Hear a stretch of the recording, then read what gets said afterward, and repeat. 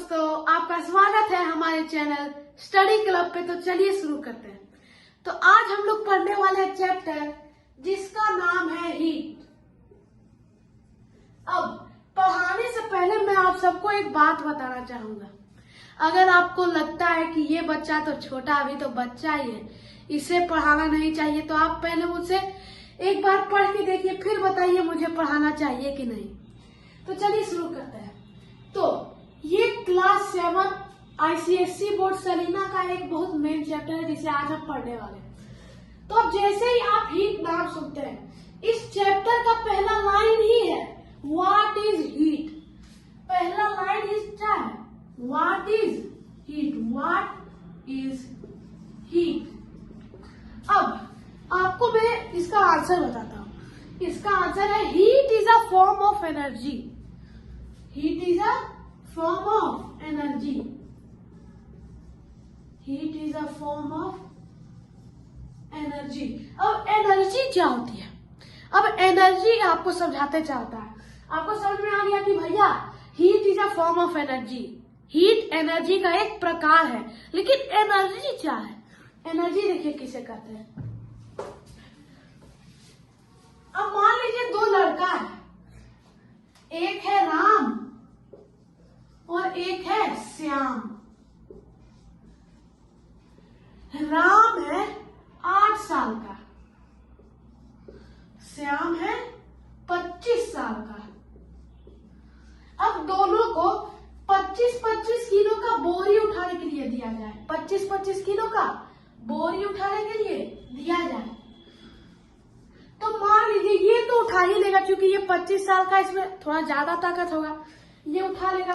मान लीजिए 8 साल बच्चा भी मेहनत परिश्रम करके कैसे भी 25 किलो वाला उठा ही लिया, लेकिन अब इसे बोला जाए कि इसे लेके तुम चलो, तो ये 25 किलो वाला मान लीजिए, ये 25 साल वाला मान लीजिए 100 कदम चल गया, लेकिन ये तो उससे छोटा है, ये उसके आधे से भी कम है।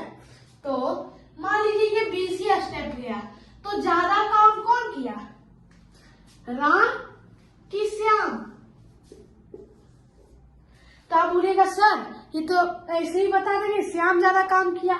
अब बोलेंगे कैसे? क्योंकि दोनों 25-25 किलो वजन उठाया, लेकिन ये 20 कदम चला और ये 100 कदम चला, तो काम ज्यादा कौन किया? श्याम। और राम कम काम किया। अब एनर्जी का डेफिनेशन देखिए चाहता है।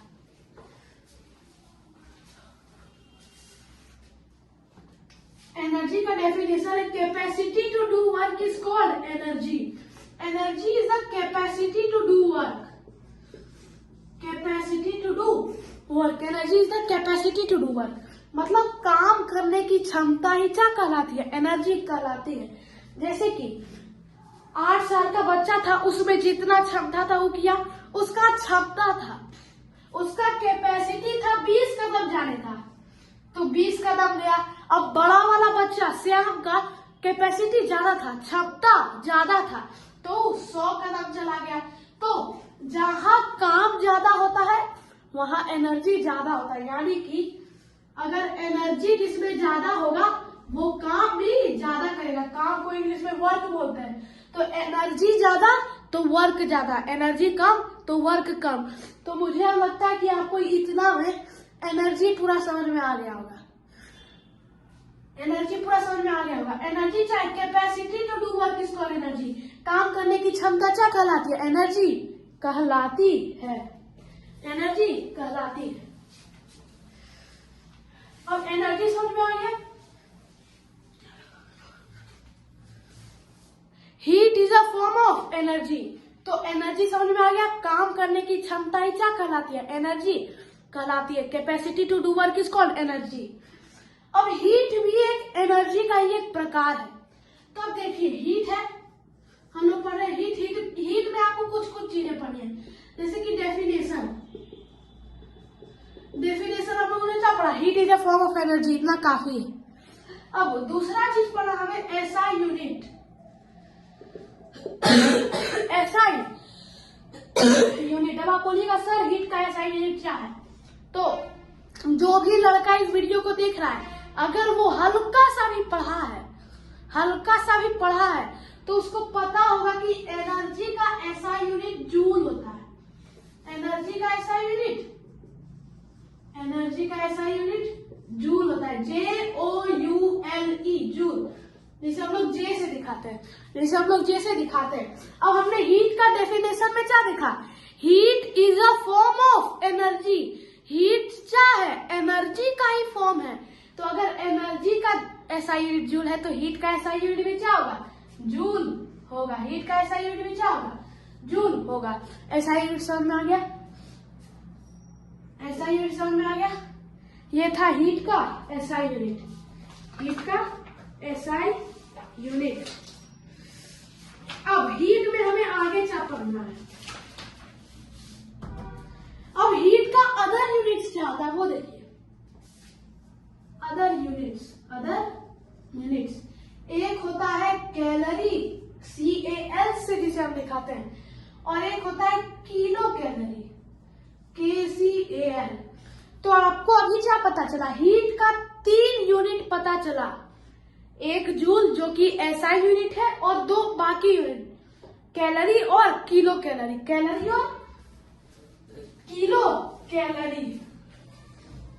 अब तीनों के बीच में रिलेशन देखिए।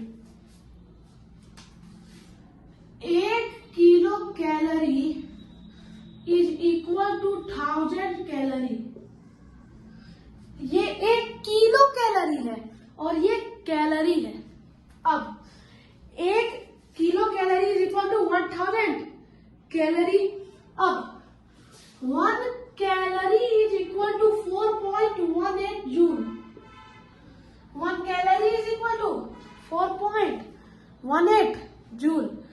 अब देखिए, इसे 4.18 जूल को आप अप्रोक्सीमेट लिखिएगा तो इसे 4.2 जूल भी लिखते हैं। और इसके बगल में आप क्या लिखिएगा? APPROX dot. अप्रोक्सीमेट का शॉर्ट फॉर्म है अप्रोक्स। अब 1 जूल बराबर होता है 0.24 कैलोरी। 1 जूल बराबर होता है 0.24 कैलोरी। ये है 3 रिलेशन। 1 किलो कैलोरी, फिर ये और ये 3 रिलेशन बताया। तीनों एग्जाम में आएगा, यहाँ हम साइन करके दे देते हैं। तीनों एग्जाम में आएगा, तीनों को आपको याद कर लेना है। अब आप बोलिएगा सर आप 1 जूल तो बता दिए, 1 कैलोरी बता दिए, अब ये 1 जूल 1 कैलोरी होता चाहे देखिए क्या होता। पहले समझते हैं 1 कैलोरी। अब हम क्या समझे कि कैलोरी क्या है? हीट का एक ऐसा यूनिट है, हीट का यूनिट है, ऐसा यूनिट तो जूल है। अब 1 कैलोरी का मतलब होता है, अब 1 कैलोरी का मतलब क्या होता है? अब जैसे कि आपने 1 ग्राम पानी लिया, 1 ग्राम पानी मतलब हल्का सा पानी, 1 ग्राम पानी, और उसे 1 डिग्री सेल्सियस गर्म किया। 1 डिग्री सेल्सियस, ज्यादा नहीं, 1 डिग्री सेल्सियस, तब वो क्या कहलाएगा? 1 कैलोरी कहलाएगा। जैसे कि आपने 100 ग्राम पानी लिया और उसे 1 डिग्री सेल्सियस गर्म किया, तो वो उसमें आपका कितना हीट एनर्जी लगेगा?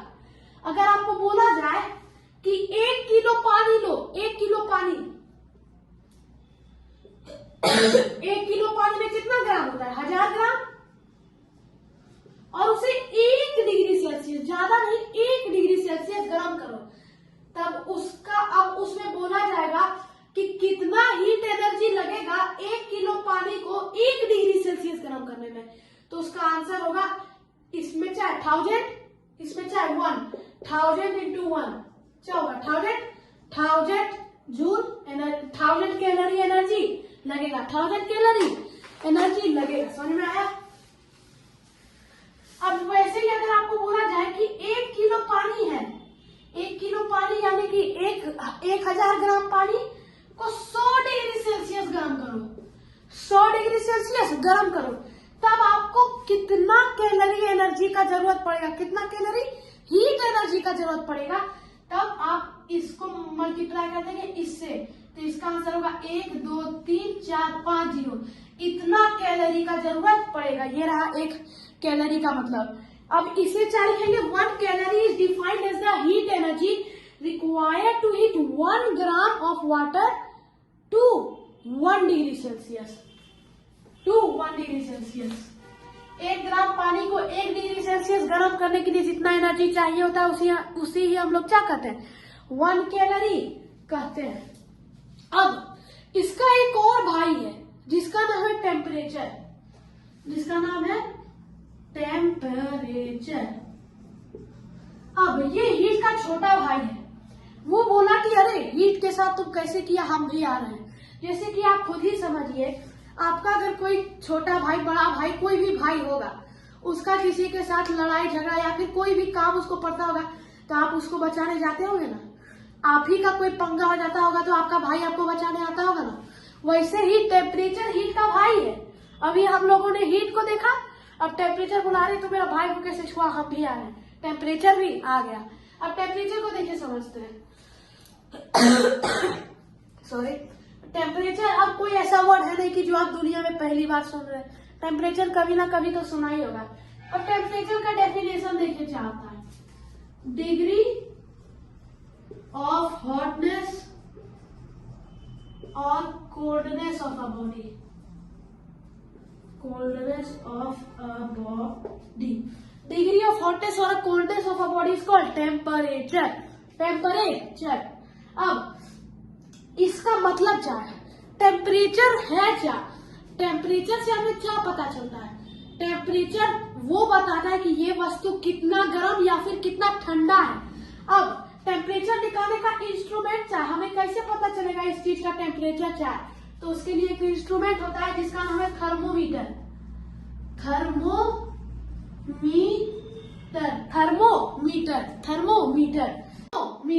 अब थर्मोमीटर एक इंस्ट्रूमेंट है जो हमें बताता है टेम्परेचर, और थर्मोमीटर बताता है हमें टेम्परेचर, टेम्परेचर बताता है हमें कि ये वस्तु कितनी गर्म या फिर कितना ठंडा। चलिए इसे एक एग्जाम्पल के साथ समझते हैं। जैसे कि एक बाल्टी पानी है, ये हम नहीं जानते इसमें कौन सा पानी है, और ये दूसरा बाल्टी पानी है। अब मान लीजिए इसमें भी पानी, इसमें भी पानी, इसमें हम डाले थर्मोमीटर ऐसे करके कुछ, तो ये आपको टेम्परेचर बताया कि इसका टेम्परेचर है 100 डिग्री सेल्सियस। इसका टेम्परेचर क्या है, 100 डिग्री सेल्सियस। तब हमको क्या पता चल गया कि अरे 100 डिग्री सेल्सियस इसका पानी है, तब तो ये गारंटीड है गर्म पानी होगा। तब तो ये गारंटीड है क्या कि ये गर्म पानी होगा। अब वही हम थर्मोमीटर इसमें डालें, इसमें हम थर्मोमीटर डाले और ये टेम्परेचर बताया 1 डिग्री सेल्सियस या फिर 2 डिग्री सेल्सियस मान लीजिए। तो अब जैसे ही हम लोग देखेंगे 1 डिग्री सेल्सियस, 2 डिग्री सेल्सियस ऐसा टेम्परेचर बता रहा, ये पानी जरूर ठंडा होगा, ये पानी जरूर ठंडा होगा। तो अब ये सब क्या है, 100 degree Celsius, 1 degree Celsius, 2 degree Celsius, ये सब क्या है, टेम्परेचर। और जैसे ही हम लोग टेम्परेचर को देखे, हाँ जैसे ही हम लोग 100 डिग्री सेल्सियस को देखे, हमें क्या लगा कि ये वस्तु गर्म है। 1 डिग्री सेल्सियस को देखे क्या लगा, 2 डिग्री सेल्सियस को देखे क्या लगा कि ये वस्तु ठंडा है। तो टेम्परेचर क्या बताता हमें, डिग्री ऑफ हॉटनेस और coldness of a body. Temperature is the degree of hotness और coldness of a body. Temperature में बताता है कि ये वस्तु कितना गर्म या फिर कितना ठंडा, कितना गर्म या फिर कितना ठंडा है। अब टेम्परेचर में हमने क्या सीखा, टेम्परेचर में हमने डेफिनेशन सीखा, फिर इंस्ट्रूमेंट भी इसका सीखा। इंस्ट्रूमेंट क्या है, थर्मोमीटर है ना, थर्मोमीटर। अब देखिए, अब तीसरा चीज इसमें सीखना है इसका यूनिट। अब इसका 3 यूनिट है। एक है एसआई यूनिट, इसका एसआई यूनिट केल्विन है, केल्विन, जिसे हम लोग के से दिखाते हैं। और अदर यूनिट्स क्या है, एक है डिग्री सेल्सियस, गया। ठीक है, अब इसके बाद क्या है कि मैं आपको एक बात हीट में बताना भूल गया, वो मैं आपको बता देता हूँ एक एग्जाम्पल के साथ। मान लीजिए 2 लड़का था, एक का नाम था सोहन, एक का नाम था मोहन। सोहन बहुत अमीर था, उसके पास 50 करोड़ रुपया था, 50 करोड़। और ये बेचारा मोहन के पास वही 1000-2000 रुपया था, 1000-2000 रुपया था। ये अमीर था, ये गरीब था। अब आप बोलिए, अगर मोहन इससे पैसा मांगेगा तो सोहन दे देगा, दोनों बहुत अच्छा दोस्त है। लेकिन अगर सोहन पैसा मांगेगा तो मोहन देगा, क्योंकि ये दो कारण से नहीं देगा। क्योंकि सोहन पैसा मांगेगा ही नहीं, क्योंकि उसके पास खुद इतना पैसा है, और मोहन बेचारा दे भी नहीं पाएगा क्योंकि उसके पास बहुत कम पैसा है। वैसे ही एक हीट में क्या पॉइंट है कि एक हॉट बॉडी है, एक हॉट बॉडी है, कोई भी हॉट बॉडी, मान लीजिए कोई मेटल का है, आप उसको गर्म कर दिए हैं, तो मान लीजिए उसका टेम्परेचर है 99 डिग्री सेल्सियस। और कोई कोल्ड बॉडी है, कोल्ड बॉडी, मान लीजिए बर्फ, तो इसका टेम्परेचर क्या है, माइनस में कुछ, -1 डिग्री, -11 डिग्री सेल्सियस। तो अब हीट यहां से यहां जाएगा, यहां से यहां जाएगा। अब देखिए क्यों जाएगा, हीट इसके पास ज्यादा है, हॉट बॉडी में हीट होता है, और इसके पास तो हीट है ही नहीं। कोई ठंडा एक बर्फ में हीट होता है नहीं ना, वैसे इसमें भी हीट नहीं है। तो हीट कौन देगा, हॉट बॉडी देगा, किसको, कोल्ड बॉडी को। हॉट बॉडी कोल्ड बॉडी को देगा। वैसे उसमें क्या था, उसके पास पैसा ज्यादा था, उसके पास पैसा कम था, तो ज्यादा वाला कम को दिया ना। वैसे ही इसमें हीट ज्यादा है, कोल्ड वाला बॉडी में हीट कम है, तो ज्यादा वाला कम को देगा, तो हॉट बॉडी कोल्ड बॉडी को देगा। तो कब तक देगा पैसा, कब तक देगा, कब तक हीट देगा, हीट तब तक ट्रांसफर करते रहेगा जब तक दोनों का टेम्परेचर इक्वल नहीं हो जाता है, जब तक दोनों का टेम्परेचर इक्वल नहीं हो जाता है, जब तक दोनों का टेम्परेचर इक्वल नहीं हो जाता है। तो 99 डिग्री सेल्सियस था, पहले हीट दिया। अब आप मेरे सोहन जो था, मोहन को पैसा दिया, तो मोहन के पास पैसा बढ़ेगा क्योंकि उसको पैसा दिया, और सोहन तो पैसा दिया ना, तो उसके पास घटेगा। वैसे ही ये हीट दिया तो इसके पास हीट घटा, लेकिन ये हीट जिसको दिया उसके पास तो हीट बढ़ा ना। वैसे इसमें घटते जाता है, उसमें बढ़ते जाता है। ऐसे ही कर करके सॉरी, ऐसे ही कर करके दोनों का टेम्परेचर एक समय पर बराबर हो जाता है, दोनों का टेम्परेचर एक समय पर बराबर हो जाता है। मान लीजिए 50 डिग्री सेल्सियस, 50 डिग्री सेल्सियस, तब ट्रांसफर ऑफ हीट रुक जाता है, क्योंकि ना ही ये अमीर है ना ही ये अमीर है, दोनों बराबर है। इसके पास भी उतना ही हीट है, इसके पास भी उतना ही हीट है। तो हीट, अब पूछेगा व्हाट इज हीट, तो heat is a form of energy which flows from a hot body to cold body until the temperature becomes equal, until the temperature becomes equal। अगर आपको अभी तक में कोई भी डाउट हो तो आप कमेंट सेक्शन में पूछ सकते हैं, और बाकी मिलते हैं अगली वीडियो में। तब तक के लिए जय हिंद, जय भारत।